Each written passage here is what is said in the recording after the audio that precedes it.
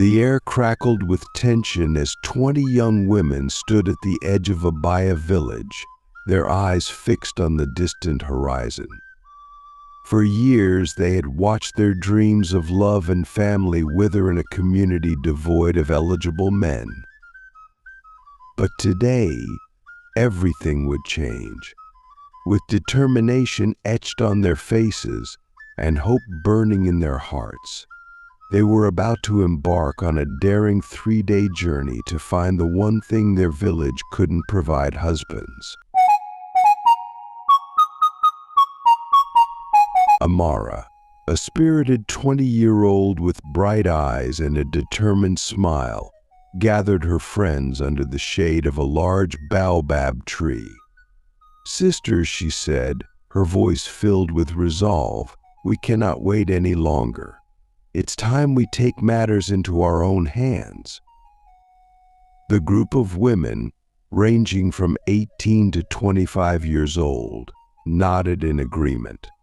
They had spent countless nights dreaming of companionship, of starting families, of sharing their lives with someone special. But Abaya had nothing to offer them in that regard. Zuri, Amara's best friend since childhood, spoke up. "But where will we go? How will we find suitable men?" Her questions reflected the fears and doubts that had held them back for so long. Amara's eyes sparkled with excitement as she revealed her plan. "I've heard stories of Kabwa, the bustling town beyond the mountains. They say it's filled with strong, hard-working men who would make excellent husbands." The women's eyes widened at the prospect. Kabwa was a 3-day journey on foot through treacherous terrain and unknown dangers. But the promise of finding love and starting a new chapter in their lives outweighed the risks. As word spread through Abaya, more young women joined Amara's cause. The village elders, concerned for their safety but understanding their plight, gave their blessing to the journey. The day of departure arrived, and 20 brave women stood at the edge of the village, backpacks filled with supplies and hearts brimming with hope. Amara led the group, her head held high as they took their first steps towards an uncertain future. The journey was grueling. They traversed rocky paths, forded swift-flowing rivers, and braved the dangers of the wild. At night, they huddled together for warmth and safety, sharing stories and dreams of the lives they hoped to build. On the dawn of the 3rd day, exhausted but exhilarated, they crested a hill and saw Kabwa sprawled out before them. The town was everything they had imagined and more, a vibrant hub of activity with people from all walks of life. As they entered Kabwa, their presence caused quite a stir. News of their arrival spread quickly, and soon they found themselves surrounded by curious onlookers, including many eligible young men. The women of Abaya were welcomed with open arms. The town leaders arranged a grand feast to honor their bravery and determination. As the celebration unfolded, the young women began to mingle with the men of Kabwa, sharing stories, laughter, and hopeful glances. Amara found herself drawn to Jabari, a kind-hearted carpenter with a quick wit and gentle smile. As they talked throughout the night, she felt a connection she had never experienced before. Similar scenes played out among her friends, each finding someone who sparked their interest. In the days that followed, the women of Abaya explored Kabwa, getting to know its people and customs. They were impressed by the town's sense of community and the respectful way the men treated them. Many of the women, including Amara, decided to stay and pursue relationships with the men they had met. Others chose to return to Abaya, but not alone. Several men from Kubwa, intrigued by the stories of the women's village, decided to accompany them back. The prospect of starting a new life in a different community excited them. As Amara bid farewell to her friends returning home, she felt a mix of emotions. She was sad to see them go, but happy that their brave journey had paid off. She looked at Jabari, who stood beside her, holding her hand, and knew she had found what she had been searching for. The story of the women of Abaya spread far and wide, inspiring other communities facing similar challenges. Their courage and determination had not only changed their own lives, but had forged a lasting connection between two once separate communities. Years later, Amara would tell her children about the great journey that led her to their father. She would speak of the importance of taking risks for love, of the strength found in unity, and of how sometimes the greatest adventures in life come from following your heart. As the sun rose on Kubwa, casting a golden glow over the bustling town, Amara woke with a mixture of excitement and nervousness. It had been 3 months since she and her friends arrived from Abaya, and life had taken unexpected turns for all of them. Amara's relationship with Jabari, the carpenter, had blossomed into something beautiful. His gentle nature and strong work ethic had won her heart, and she found herself falling deeper in love with each passing day. As she prepared for the day ahead, she couldn't help but smile, thinking of the future they were building together. However, not all of her friends had found their happily ever after so easily. Zuri, her best friend, had struggled to adapt to life in Kubwa. The bustling town was a far cry from the quiet village life she was accustomed to, and she found herself longing for home. That morning, Amara made her way to the marketplace where Zuri had set up a small stall selling intricate beadwork, a skill she had brought from Abaya. As she approached, she saw Zuri deep in conversation with Kari, a local farmer who had been showing interest in her for weeks. "Good morning, you two," Amara called out, grinning as she saw Zuri's face light up at Kari's presence. Zuri greeted her friend warmly, but Amara could see the conflict in her eyes.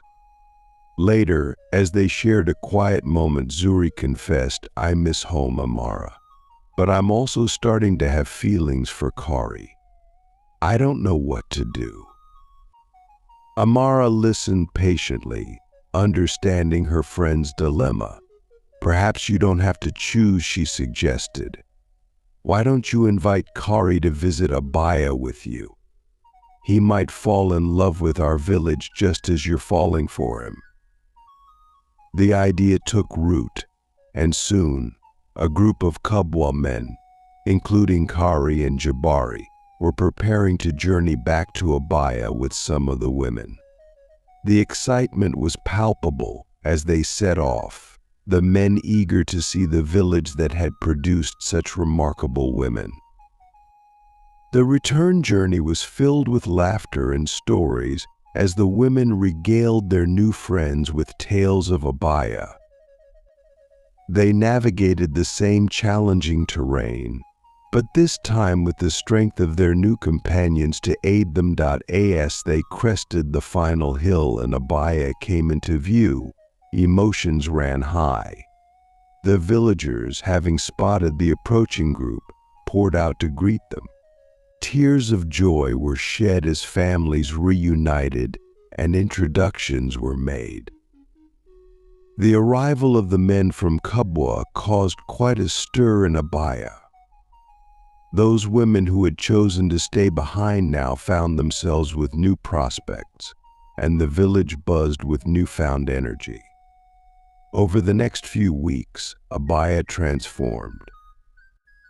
The men from Kubwa brought with them new ideas and skills.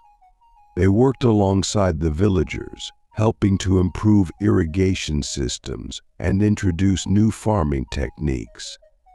The women who had returned shared stories of their adventures and the knowledge they had gained in Kubwa. Zuri, watching Kari interact with her family and friends, felt her heart swell. He had embraced village life with enthusiasm, even suggesting ways to combine Abaya's traditional crafts with Kubwa's market opportunities. Amara and Jabari, too, found themselves falling in love with Abaya. The peaceful rhythm of village life appealed to Jabari, and he began to envision a future there, expanding his carpentry skills to meet the village's needs. As the weeks turned into months, more visits were exchanged between Abaya and Kubwa. Relationships flourished, and soon the sound of wedding drums became a regular occurrence in both communities. The once isolated village of Abaya was now part of a vibrant, interconnected community. One evening, as the sun set over Abaya, painting the sky in brilliant oranges and purples, Amara stood hand in hand with Jabari, watching their friends and family celebrate another wedding. "Did you ever imagine it would turn out like this?" Jabari asked, squeezing her hand gently. Amara shook her head, smiling. "Never. When we left Abaya, all we hoped for was to find partners. Instead, we've built a bridge between two communities, created new opportunities, and changed the course of so many lives." As if to emphasize her point, she watched Zuri twirl by in Kari's arms, her laughter ringing out across the village square. Nearby, a group of elders from both Abaya and Kubwa sat together, deep in discussion about future collaborations. The journey that had begun with 20 brave women had sparked a transformation beyond anything they could have imagined. Abaya was no longer a village where young women's dreams withered for lack of opportunity. It had become a place of hope, of new beginnings, and of love that knew no boundaries. As night fell and the stars emerged, twinkling brightly overhead, Amara leaned into Jabari's embrace. She thought about the children they would have, the stories they would tell of this great adventure, and the legacy they were building. The tale of the women of Abaya would be told for generations to come, a story of courage, of taking risks for love, and of the incredible things that can happen when people open their hearts to new possibilities.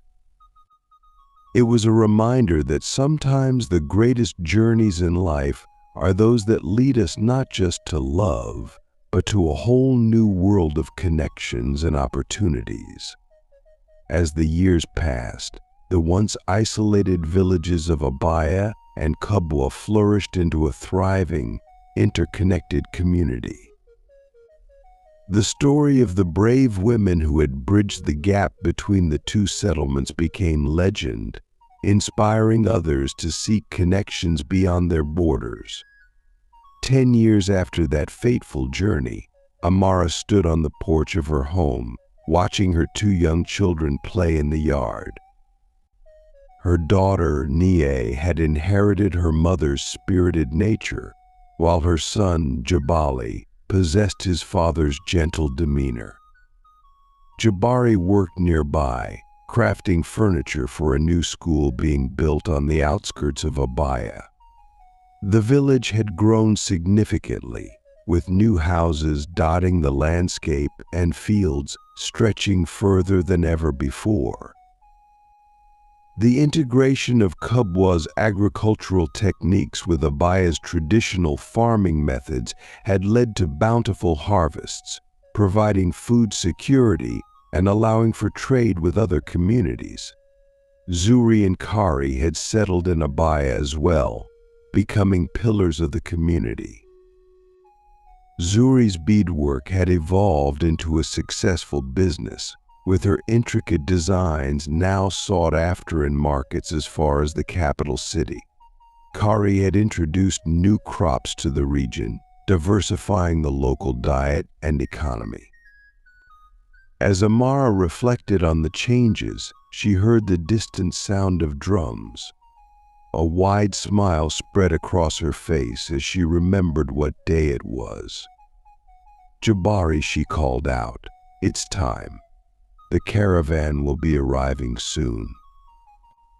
The drum signaled the approach of what had become an annual tradition, the Unity Caravan. Each year, young men and women from villages across the region would journey to Abaya, inspired by the tale of the 20 brave women who had changed their destiny. Amara and Jabari gathered their children and made their way to the village center. The streets were alive with excitement as everyone prepared to welcome the visitors. Colorful banners hung from buildings, and the aroma of festive dishes filled the air. As the caravan entered the village, Amara's heart swelled with pride. What had begun as a desperate journey for love had transformed into a celebration of unity, cultural exchange, and new beginnings. The visitors, numbering in the hundreds, were greeted with warm embraces and joyful ululations. Young men and women from different villages mingled, sharing stories and forming connections.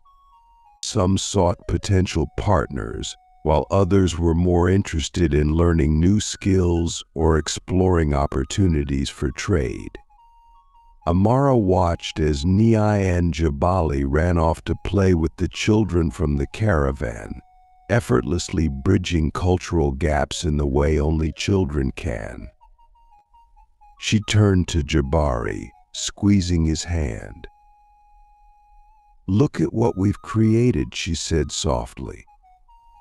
The festivities continued for a week, filled with dance performances, storytelling nights, and skill-sharing workshops. Zuri organized a grand exhibition of traditional crafts, showcasing the unique artistry of each participating village.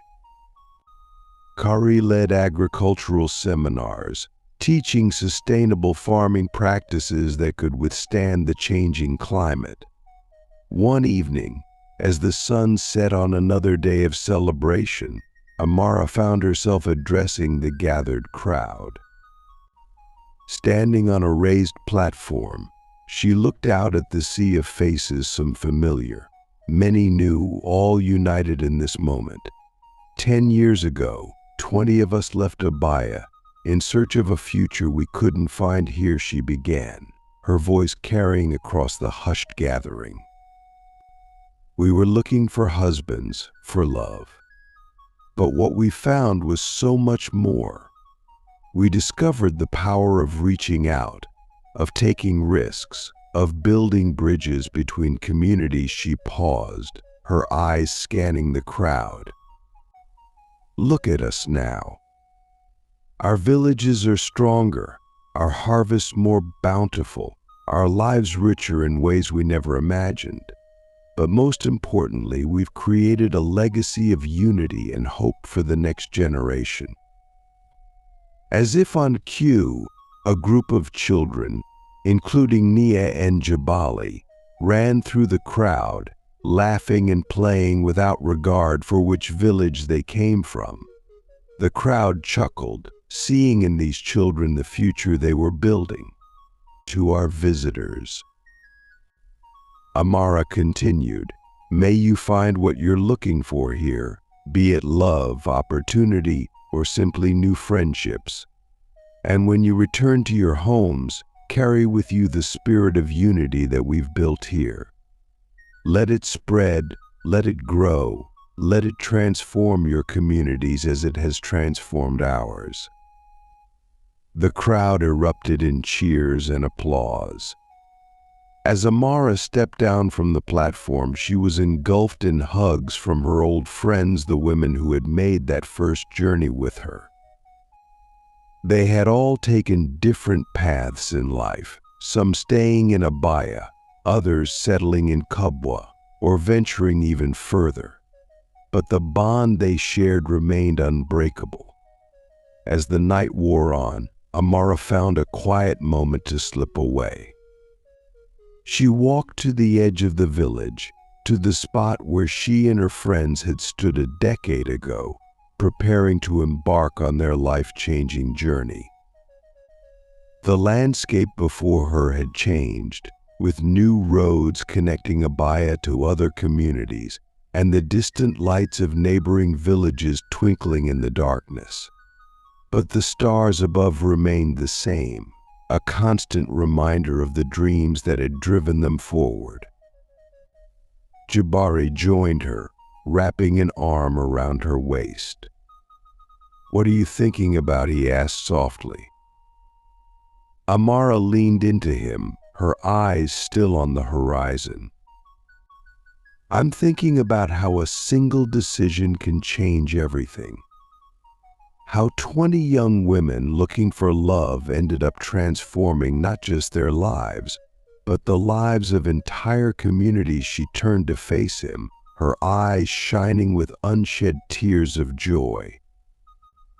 "And I'm thinking about the future, about all the possibilities that lie ahead for our children, for all the children in Abaya and beyond." Jabari nodded, understanding the weight of her words. "We've given them a strong foundation," he said, "a legacy of courage, unity, and love. They'll build on it in ways we can't even imagine." As they stood there, contemplating the future, the sounds of the celebration drifted towards them: laughter, music, the joyful noise of people coming together. It was the sound of hope, of dreams being born, of a future bright with promise. Amara and Jabari walked back to join the festivities, hand in hand, ready to embrace whatever new adventures lay ahead. The story of Abaya, which had begun with a group of brave young women, was far from over. It was, in many ways, just beginning.